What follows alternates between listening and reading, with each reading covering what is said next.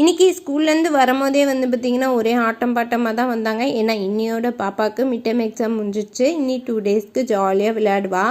பாப்பா வந்து ஃப்ரெஷ்அப் ஆகிட்டு விளையாண்டுட்டுருக்கா. அவளுக்கு பூஸ்ட் போட்டு கொடுத்துட்டு நாங்கள் எல்லாருமே காஃபி குடிச்சிட்டு ஒரு 5:30க்கு போல் பாப்பாவுக்கு வந்து எதாவது ஸ்நாக்ஸ் செஞ்சு கொடுக்கலாம் அப்படின்னு சொல்லிட்டு கிச்சனுக்கு வந்துட்டேன். வீட்டில் ஸ்வீட் கார்ன் இருந்தது, வாங்கி 2-3 நாள் ஆச்சு. வேக வைக்க மறந்துட்டேன். சரி அதை வேக வச்சிடலாம் அப்படின்னு சொல்லிட்டு ஒரு பக்கம் வேக வச்சுட்டு நானுமே போய் கொஞ்சம் நேரம் பாப்பா கூட விளையாண்டுட்டு இருந்தேன். விளையாண்டுட்டு வந்து பார்த்தா ஸ்டீம் போயிருந்தது. சரி அதை எடுத்து பாப்பாவுக்கு கொடுத்தோன்னா கரெக்டாக இருக்கும் சாப்பிட்றதுக்கு.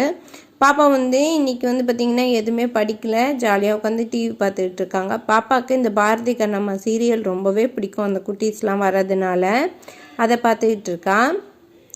நாங்கள் எல்லாருமே இன்றைக்கி ஒன்றா உட்காந்து ஸ்நாக்ஸ் ஜாலியாக அரட்டை வச்சுக்கிட்டே சாப்பிட்டோம்.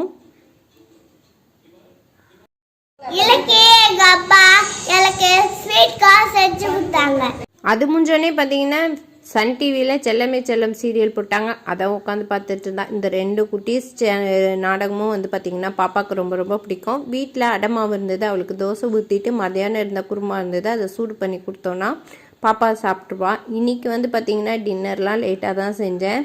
நாளைக்கு பாப்பா ஸ்கூல் லீவுன்றதுனால 8:30க்கு மேலே தான் எல்லாருமே சாப்பிட்டோம்.